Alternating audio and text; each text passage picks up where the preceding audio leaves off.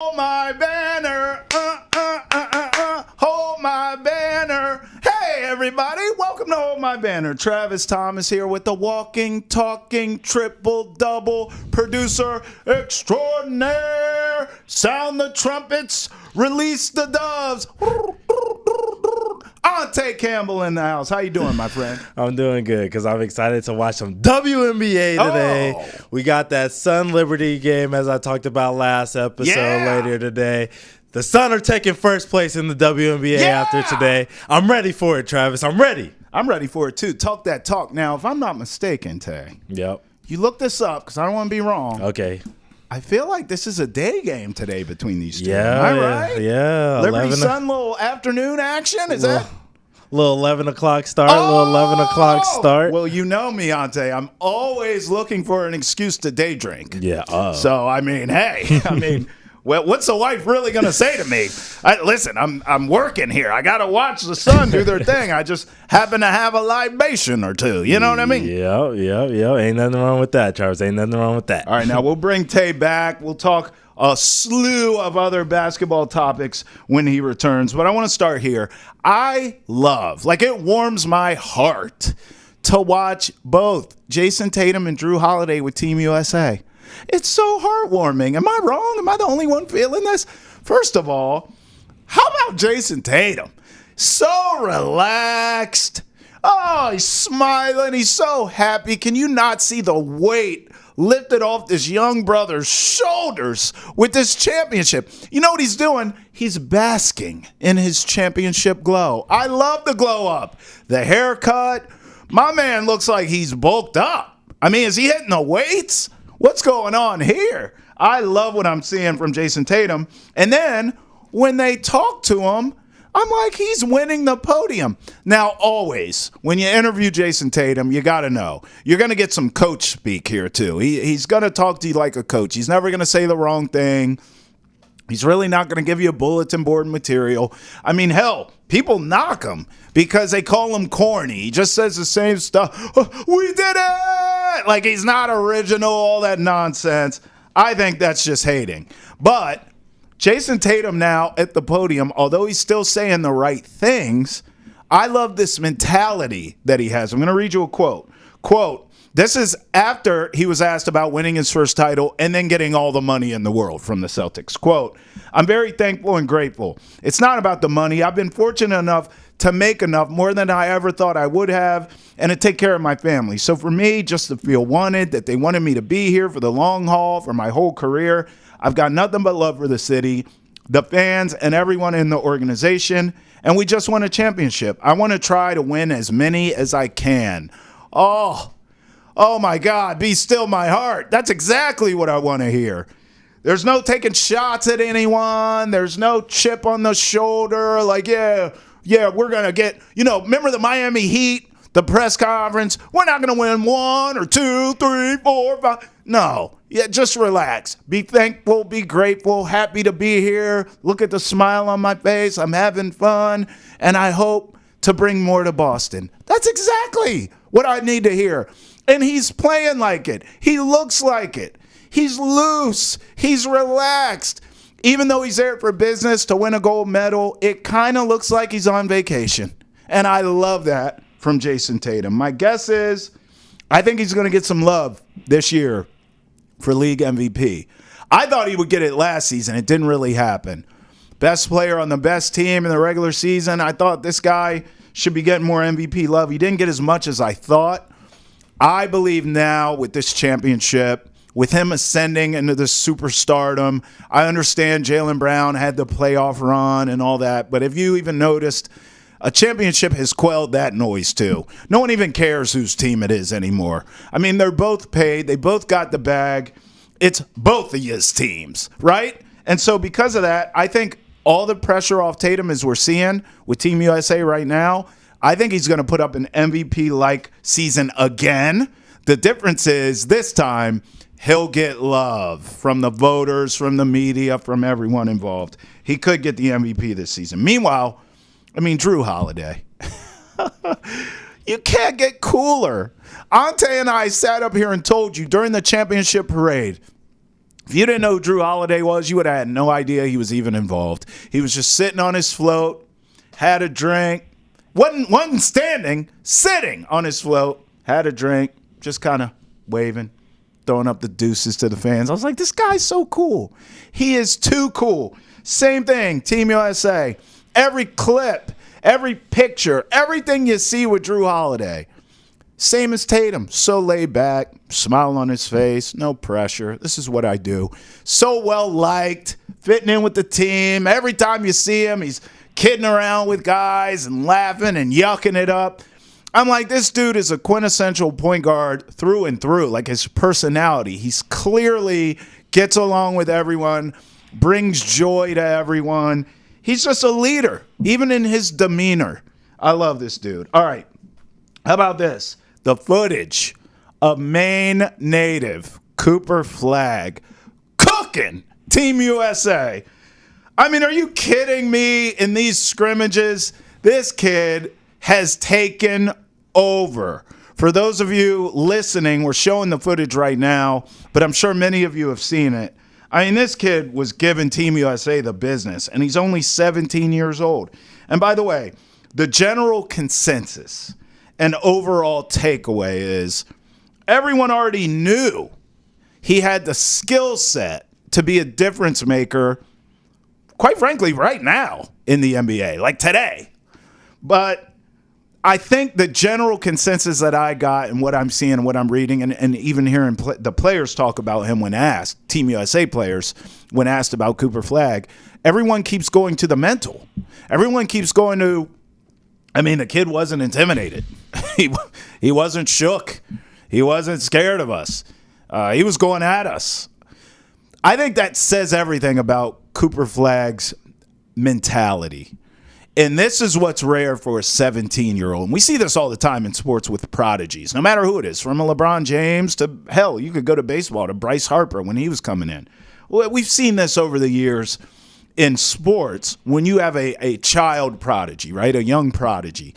Cooper Flagg has all of those mental traits that you need to check those boxes. It would be normal for a 17-year-old with his gifts physically and skill set wise to come in and maybe mentally be a little nervous. No one would knock him for that.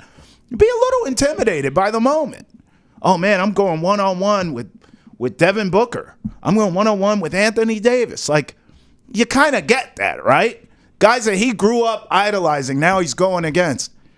So if he struggled at all, or reports came out that, yeah, we saw the physical traits, but mentally, he needs more time, we wouldn't bat an eye. We'd say, yeah, that Cooper Flagg's going to be great at some point. Good for him getting this experience. He's not just getting the experience, folks. He is going at these players. And all of them are saying the same thing. This guy was an assassin. He was coming at me. That's the difference. That's the difference between being a prodigy and just being a pretty good young prospect. Cooper Flagg is a prodigy. And I tell you what, I cannot wait until he gets in the NBA. My gut says, I mean, I know this is mean, but it's the truth. How many times have we seen this play out? These crappy teams like the Wizards or the Pistons are going to tank to try and get this kid, and it ain't going to work. In fact, and it always happens like this, right? It always seems like it's the Spurs, or I could even see where I think the Hawks are going to suck this year. They've already made their choice. We're sticking with Trae Young. They moved DeJounte Murray. They have nothing. I mean, those cupboards are bare. And if they don't move off of Trae Young at the deadline, I could see them being so bad that they're in lottery range and they just luck in to getting this kid. They end up with the first pick. And all of a sudden, you get Cooper Flagg and Trae Young, and the Hawks are relevant again. That would not shock me at all, because that's how this stuff always works with the lottery. But I tell you one thing, regardless of who literally hits the lottery for Cooper Flagg, they're all good, because they are getting one hell of a player, and I can't wait. I don't care about the Duke year, okay, please. That's the last place I want to see him star is Duke. So I almost want to skip college basketball and just get this kid straight to the pros. But I'm going to have to wait, clearly, and so are you. All right, did you hear Steph Curry's recent comments about dynasties? So he told ESPN he doesn't believe there'll be another dynasty in the NBA like his Warriors had. Excuse me? I beg your jargon, Steph? I mean, let me ask you this. I wish I was doing this interview because I would have had a follow-up quick, fast, and in a hurry.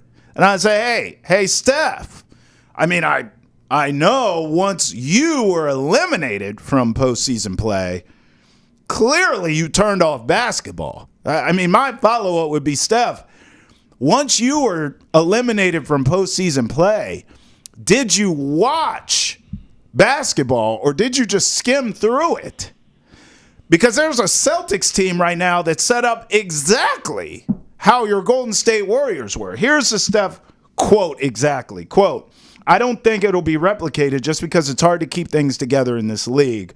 A lot more player movement now. Me, Clay, and Dre, we complemented each other for so long, so well. We brought something different to the table. So we'll see. Records are meant to be broken. Dynasties come in all different shapes. So we'll see. Tell me you don't respect the Celtics after beating them in the finals a few years back without telling me you don't respect the Celtics without beating them in the finals a few years back. I couldn't disagree, Steph. I think the Celtics are set up exactly how the Warriors were. Now, here's where I'll give him. And we all know it changed history. That's why we were ticked off when it happened. Outside of the Bay, everyone was ticked off when Kevin Durant went to the Warriors because we knew it was a cheat code, and that's exactly what it ended up being. And by the way, he got hurt. Imagine if he didn't. Him and Draymond never got into what they get into, and Kevin Durant's still with the Warriors. It would have been a whole different thing. That's the only difference. The Celtics, much like those Warriors, the core is in place. He brought up Clay, him, and Draymond. Yeah, bruh, have you paid attention to what the Celtics are doing? The Jays are back. Derek White, Drew Holiday, these guys took pay cuts to stay. Like, what the hell's wrong? What's the matter with you? I think they're deeper than those Warriors teams. Now, I will give you Splash Bros and Draymond. I'll say that big three is better than what the Celtics have right now. If you wanted to say the Jays and who? Drew, Derek White, a healthy Porzingis, whoever you want to roll out as your big three for the Celtics, I'd respect it, but I take the prime Warriors over that. But I believe the difference is the Celtics are deeper and all that core is there, brother. So how do you figure that it's not set up the same way and we'll never see a dynasty set up the same way? Now, obviously, you need the championships if you're the Celtics to be considered a dynasty. But I would argue this. I actually believe the Celtics are going to look more like the dynasty that the Warriors had prior to Kevin Durant getting there. I thought they had a dynasty before they got KD. That's why everyone was so ticked off. Now, I'll give you this. These current Celtics, even with retaining everyone, they're never going to look like the Warriors, peak prime Warriors when they had peak prime Kevin Durant. But what are you going to do? We won't see that again. I don't believe in the NBA. I really believe that. But I do think these Celtics have a chance to match and look like the Warriors prior to Kevin Durant, or if they never got Kevin Durant in general. Translation. I think, first of all, let's start when we'll start to have the real dynasty talk. I think it'll be this season.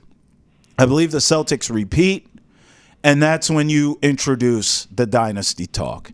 Now, when I say they're going to be similar to how Golden State was without a Kevin Durant, or as if they never had Kevin Durant, hypothetically, that means to me, what that translates to me is the Celtics team could lose another finals or two. Maybe. It's conceivable. But they're also going to win a couple, including this year. I think they repeat this year. So we'll see. But I think, Steph coming out and saying we may never see this again. Bro, wake the hell up. I mean, we could see it right now. Quick, fast, and in a hurry. Steph. All right, let's bring on Tay back in. I feel better. I went a lot of places there, Tay. I gave you a little Tatum bulked up with a haircut. Him and Drew Holiday hanging out with Team USA. Gave you a little Cooper Flag talk there. Yep. Took some shots at Steph Curry. I feel like I covered every base.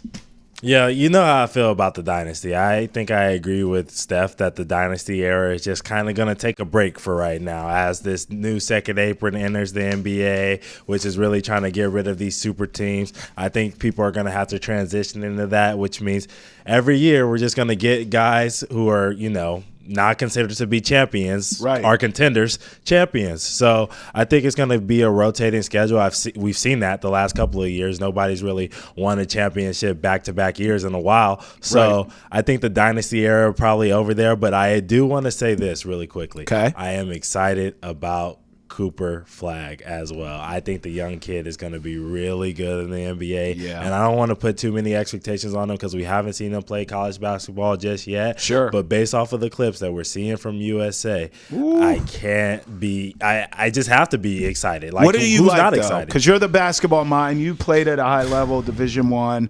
What did you see on the footage, on the tape, that jumped out to you that you like? I love this poise. Like when you're a younger guy, especially a 17-year-old, and you're playing against guys who are a lot stronger than you at this point in your career, you think that you would tend to see guys speed up a lot where they're making mistakes, turn the ball over, because just like how when you go from JV to varsity, the game gets faster. Sure. When you go from high school to college, the game gets faster. When you make that jump from college to the NBA, it gets even faster. And then when you're playing against the best that the NBA has, it gets even faster than that. And he looked comfortable. So I'm really excited because of those things that he's like just in the game and he's making mistakes. But like that clip that we talked about off air, he got blocked by Anthony Davis, right? Yeah. And then got right back at it. Pods dropped him off a little dime, and he got a dunk immediately 2 seconds after that. So he's in it. He's not afraid to go at these dudes, which is the biggest thing. He knows he belongs, which is half the battle. So he's never going to have imposter syndrome. He's going to be a good NBA player. There's no question about that. Let me ask you this. Is it too late for him to transfer to a much better university? Is it too late? Yes, it is too late for that. It is too late for that. But too bad. I love talking about this USA and this team. They're very great. Even though a 17-year-old is doing great against them, I wanted to ask you, who do you think Team USA's biggest threat is in the Olympics this year? Oh, boy. I only think there's two, and even the betting odds suggest this. One of them's actually has shorter odds than I even think they should. Canada is right behind U.S. in terms of the odds to get this done. And I do understand it. It seems like the general consensus is that Team Canada is the team that's going to cause the U.S. the most problems. And I know they have an exhibition, I believe, today against Canada. Is that right? That is correct. I get the thinking behind that because there's so much damn NBA talent on Team Canada. Yep. But here's why I'm not going to go them. Okay. I actually have a different team. Yep. I'm not going Team Canada because most of the NBA talent that is on par with Team USA's talent are guards and wings. Yeah. I just don't really believe, maybe I'm a cocky American, but I just don't. I'm having a hard time believing you're going to outguard and outwing Team USA. Yeah. I mean, they have the best on planet Earth, okay? Right. So stylistically, I don't think Canada matches up quite like people think they will. I think USA will beat them at their own game. Who gives me some concerns, and we talked about this with draft night. Yep. I mean, the entire France team is in the NBA at this point, it feels like. They have a handful of NBA guys, but I just mean they're coming into this league and they're taking it by storm. And by the way, the size. You start talking about Wemby and Gobert. I mean, they have big bodies on that France team. Yeah. And I'm looking at Team USA, and I already told you. My opinion, wings, guards, set. Yep. But outside of, you're getting Anthony Davis, who is a really great big defender. Joel Embiid, but he's a little slow of foot. And then obviously Bam, who's an athletic freak, but he doesn't have the size as a Wemby. I think France, depending on what they can do strategically, Can you slow the game down? Can you use your size advantage? I think if they can do that, they can give Team USA some issues. So I actually see France as a bigger threat, whereas most people see Canada as a bigger threat. Yeah, I think I'm with you. I do think that France is a bigger threat just because they have the size. The size is the thing that the USA doesn't really have too much of. Right. Obviously, they have Anthony Davis, they have Embiid who are there. But after that, it's, really not much. It's a bunch of forwards and guards, as you say. Right? Exactly. And so I would agree with you there. If I were to make an argument for Canada, it would be this. They have guards that can really slow the pace down and play at their pace, right? Yeah. So in order to beat USA, because we know they're going to be scoring 120, 30, 40 points a game. That's what they're going to do during this tournament. Right. So it's going to take a team that can score efficiently, slow the game down on offense, but also they have the defensive guys to really slow the game down on defense, where the USA probably is not going to get that first look that they think they're going to get. Right. They're probably going to have to go to the second, third look against Canada because they have Lou Dort. They have guys like Dylan Brooks who are, great plus defenders in the NBA. So I think they'll have a good time slowing down the USA just a little bit. Yeah. But I don't think they have enough firepower, like you said, to beat them. Yeah, I mean, none of these teams should beat Team USA. No, they None shouldn't. of them. They really shouldn't. The USA really assembled the Avengers, as people like to say. Right. And so I think it would be embarrassing for them to lose any of these games. But, We've said that before. We have said that before. Been down this road before, Tag. We have. But, all right, I was thinking, Travis, all right? There has been a lot of talk about this college football game. And just yesterday, they announced that they're going to be having alumni in the game. So a couple of guys who are going to be missing out, who missed out on the opportunity, obviously. NCAA football finished in 2014. Now they're bringing it back for 2025. It got me thinking, Travis. All right? It's dangerous when you start thinking. I want to talk about the college basketball game. We've been missing out of that game since 2010. So let's draft two teams, your team versus my team, Travis. I didn't even play that game much. And obviously, it'll be from guys from 2010 and on who missed out the opportunity to be in the game. 2010 and on. Yep. Oh, on is the key. Yes. Because I went all 2010. Okay. I figured you wanted me to just live in 2010 and give you those. I can go on? Yeah, you can go on. Oh, well, this changes everything. Okay. Well, most of my draft prep is 2010, though. Do you want me to take the first pick? No, then? absolutely not. Okay, well, you can have the first pick. I will start in 2010. Okay. Now, there were a number of guys I enjoyed watching. Yep. At the time, Evan Turner was the best of them all, technically. But that's not where I'm going here. Mm-hmm.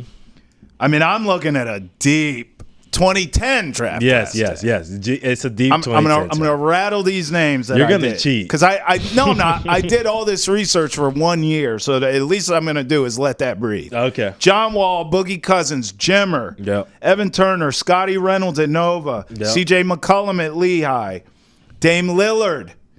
Is it Weber State or Weber State? Yeah, Weber State. Yep. Gordon Hayward at Butler, Wesley Johnson at Cuse, Sharon Collins at Kansas, Gravis Vasquez, I covered at Maryland, Luke Herringody, Notre Dame, Greg Monroe, Georgetown. This was just 2010, folks.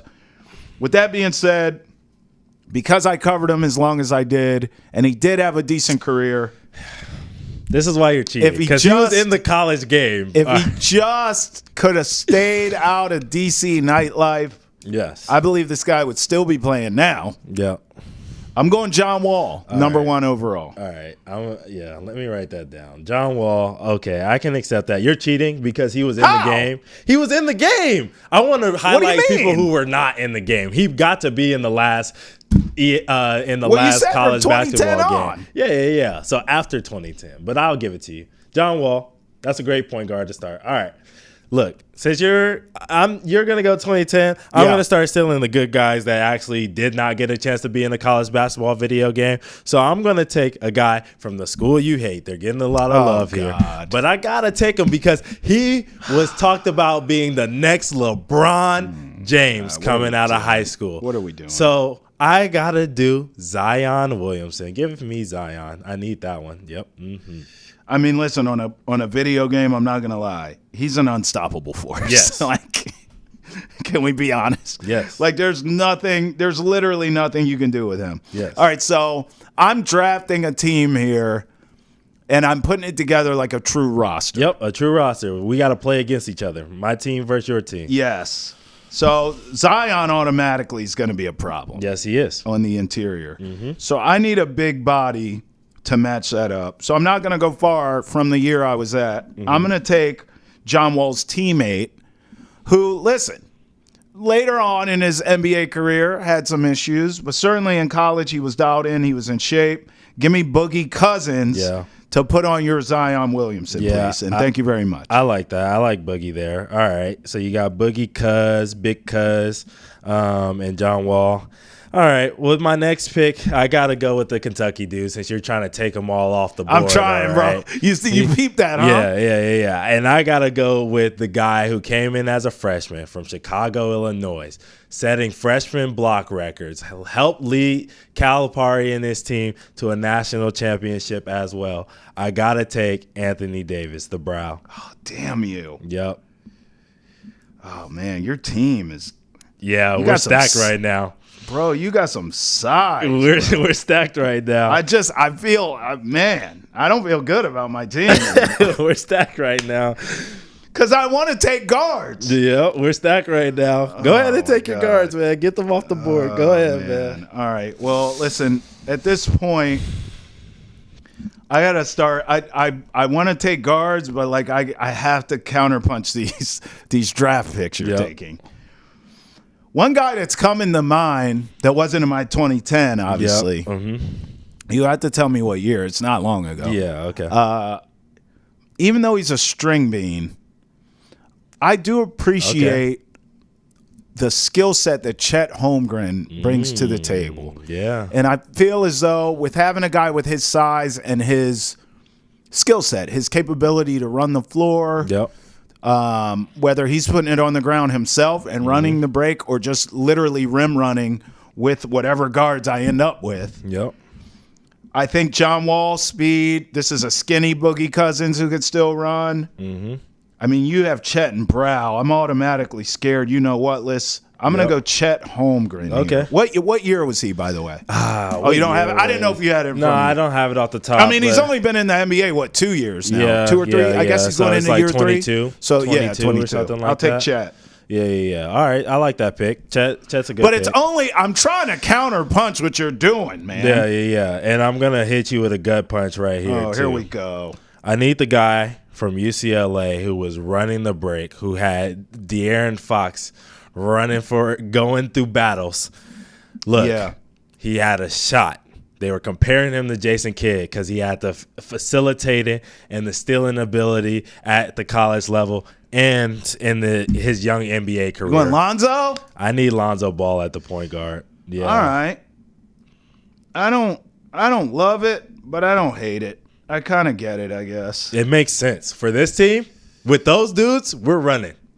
you got to run with us, man, because we're running. You got John Wall. I got to have somebody who's just as fast with the ball in his hand, so I got to go get Lonzo. Got to. Okay. And the shooting. He shot it so well in college. Yeah, I mean, listen. I kind of wanted to take Jimmer here, but I'm going to go a different direction. Okay. I like the Jimmer call out. Yeah, but I'm going to go in a different direction. Okay. And I'm interested in what you think of this. I loved, and I feel like putting him with John Wall is going to be nasty. I absolutely loved watching Trae Young in college. And he was very Steph-like. Yes. Steph doesn't make the cut, right? No, he doesn't. Okay. He's too early. Steph's too – okay. He's too early. So I'm going to go Trae Young here. Okay. Because he played a lot like Steph, where Trae Young at I believe it was Oklahoma would just bring the ball up court, and as soon as he was over the half court line, he was shooting a three. Yeah. And they were going in. Yeah. So I feel like John Wall, not the shooter. John Wall's a guy that goes, 100 miles per hour, the full court. He could dish, but he's trying to get to the cup, draw contact. I think Trae Young, having him able to just catch and shoot with that John Wall two smaller guards, so I could be in trouble as far as defensively. But John Wall was a great defender in college, got a lot of steals. I'm going Trae Young here. Yeah. All right. I like that pick. Whew, that's tough. That makes tough. it tough. That makes it tough on me because I was eyeing Trae because I got the tall 6'7" point guard with Lonzo. Right.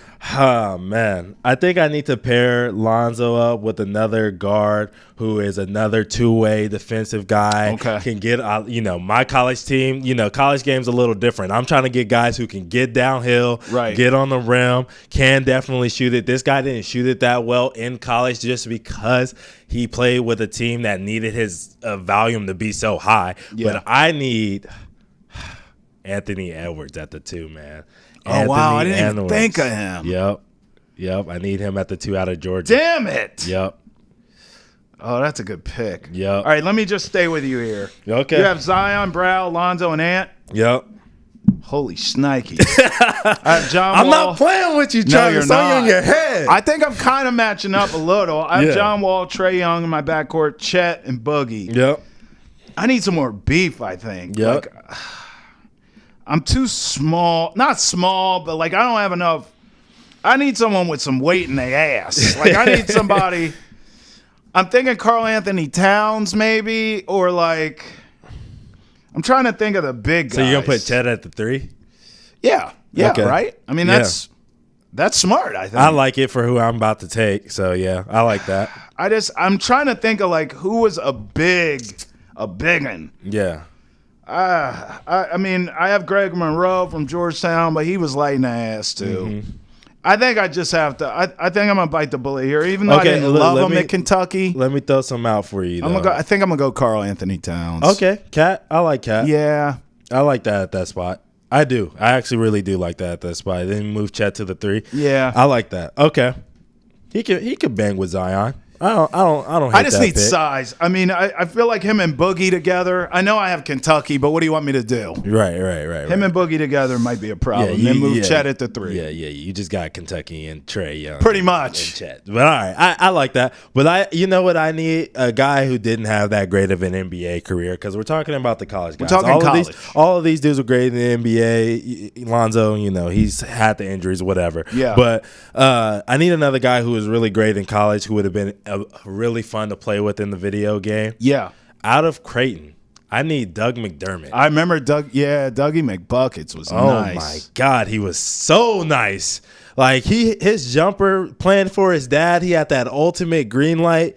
Yeah, bro. I need him at the 3. I needed the shooting as well, so it made sense. But yeah, Doug McDermott. It's got to be my 3. And then, man. so that's your starting 5. You have Zion, Brow, Lonzo, and Edwards, and Yeah. Dougie. I have John Wall, Boogie, Chet, Trae Young, and Cat. Let's go one off the bench to finish this. Go ahead. I'm going to be honest with you, bro. I brought this name up earlier.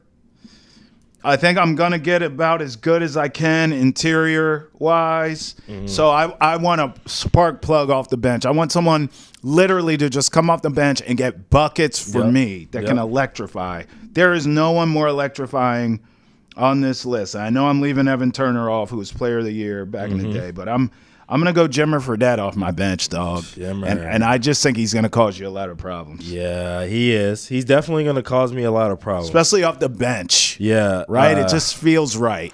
Jimmer coming off the bench, dropping 20 and getting out of the game. Yeah, I love this Jimmer pick. That makes it tough for me. I'm not going to lie to you, all right? For this last one, I want a dynamic guard. Like, I'm with you. I need a guard that's going to come off the bench. And do everything. Quick. Yep. You know what I mean? Buckets. So it's 2 dudes that I want to look at. I'm going to shout out this dude, and I'm not going to take him. Okay. Because I loved watching him. All right. Trey Burke, man. Oh, I liked him. I loved him at Michigan. I liked him. He was so fast with the basketball, quick. But the guy that I am going to take is a lot better as an NBA player as well, even though this is at college. But during college, he did a lot more with less. I need Ja Morant. Oh, okay. I need Ja Morant. All right. Yeah, he was tough. Yeah. I know need we're Ja. going to talk about him later, too. Yeah, I need Ja Morant. Yeah, look, I like your team. I just think upon further review as we look at this, my team's going to kick your team's ass. Oh, okay. Let's run through the list of the teams, all right? So my team is Lonzo Ball, Anthony Edwards, Doug McDermott, Zion Williamson, Anthony Davis, and then off the bench I got Ja Morant. Travis has John Wall, Trae Young, Karl Anthony Towns, Chet Holmgren, Boogie Cousins, and then Jimmy Fredette off the bench. You guys tell us who you think is going to win in the comments. I want to see what you guys have to say. Who's your coach, by the way? I'll go Boeheim. I'll run that zone with my team. Yeah, I don't know. That's a good question. I definitely got to go Coach K because he's the greatest. Oh, Jesus. No, you know what? I'm doing Dan Hurley. I'm Dan Hurley. Okay, respect. Dan Hurley. I need that. That European offense, we're kicking your butt. I'm glad you at least changed that. Coach K talk. I didn't want any parts of. By the way, for all the latest in Boston sports and pop culture, check out Boston has entered the chat. You can check it out on Nesson's YouTube, Facebook, Twitch, wherever you get your podcasts. Make sure you follow us as well on all your social media accounts for all of our best content. All right, now let's get off the college game and start talking summer league here in the NBA.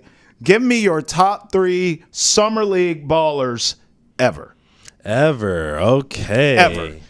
Yeah, I think we talked about a couple of them, actually, which is funny to say.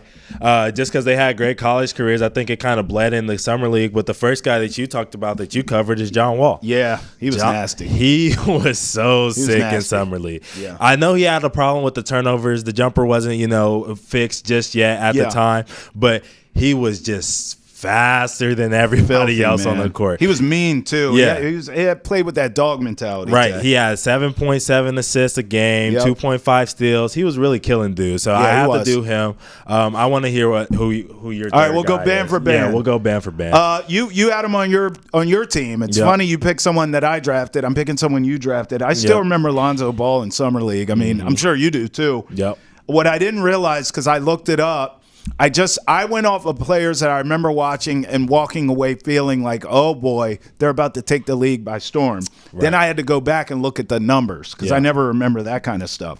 Lonzo damn near averaged a triple-double, Ante. 16 points, 8 boards, and 9 assists. I mean, dog, he was unbelievable. So I'll go Lonzo Ball with the Lakers. Yeah, I like that pick. Next for me, I have Damian Lillard. I love Damian Lillard out of Weber State. I don't remember. It's been too long. But I'm sure he just lit it up because at that time he was relatively unknown. Yes, and that was the thing about it. So one of my boys going into that year, we're talking about 2K, and he's like, yeah, I can't wait to get on 2K to play with Portland. I'm like, Portland? You want to play with Portland? And he's like, yeah, this dude Damian Lillard's going to be really good in the league. I'm like, from Weber State? I was questioning it. I didn't know anything about it at the time. I was in like high school or something like that. I'm like, what, bro? Weber State? Where the hell even is that? Right. And so he's like, no, bro, he's the truth. And I was like, all right, whatever. He's signed to Adidas. Back then, I was like, Adidas? He's signed to Adidas? If he was that good, he'd be signed to Nike. Whatever. That dude came out and averaged 26.5 a game and 5 assists in 4 games in Summer League. That's insane. And at that point, I was like, okay, they got LaMarcus Aldridge, his point guard. They got him. So he made me a believer really quickly, so I got to go with Dame Lillard. All right, I'm going Paolo Banchero recently. Okay. I wanted to knock him because of the Duke aspect, even though I loved his game. Yep. But all those Duke players are soft. So I wanted to see in Summer League, is he different? Yeah. Or is he soft like the rest of the Dukies? And sure enough, what I saw was just physical dominance. I loved him dunking on people, getting in guys' faces, blocking, yelling on cats. Yep. That's when I knew physically. I said, okay, this Dookie is different.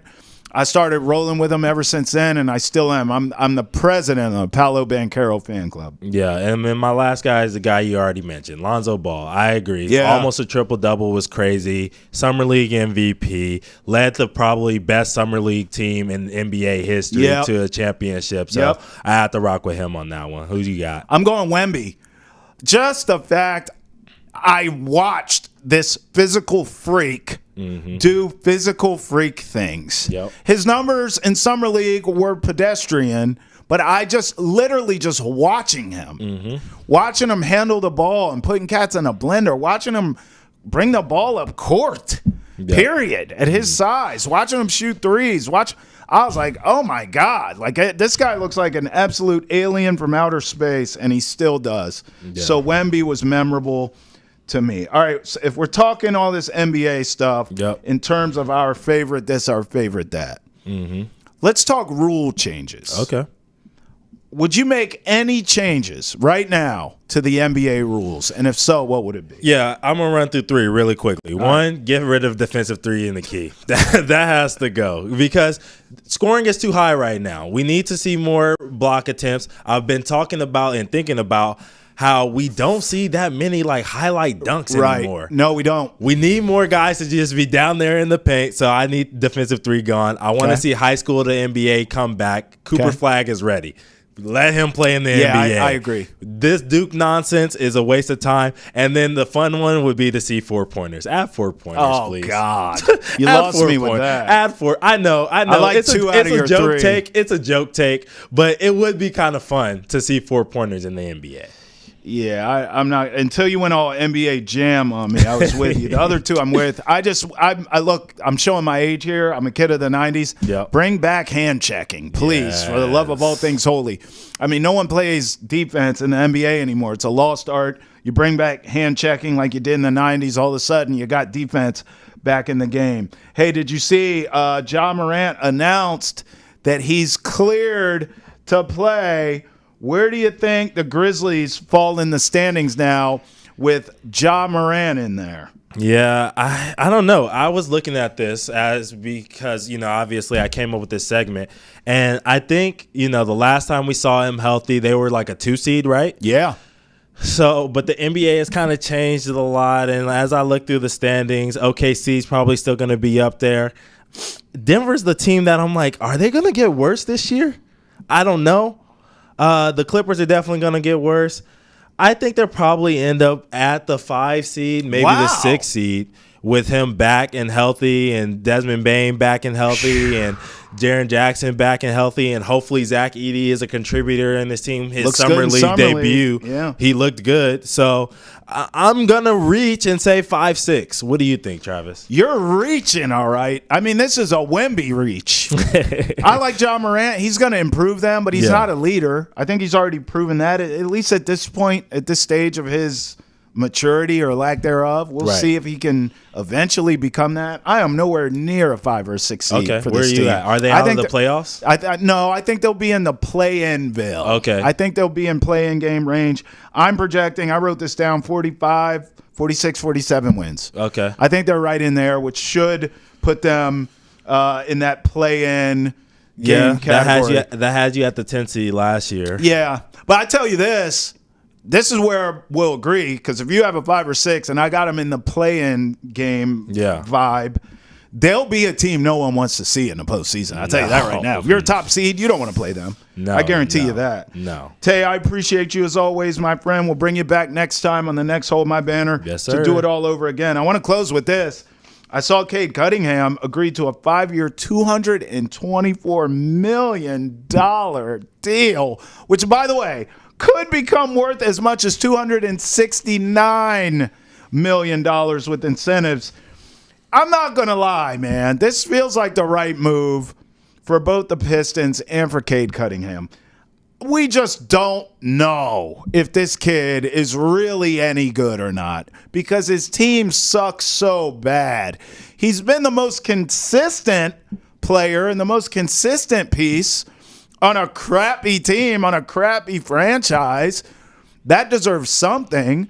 When he does play, he has been consistent. He had some injury issues, seemingly has overcome those. I think you had to do this if you're Detroit, and I think if you're Cade Cunningham, quite frankly, you had to sign this too.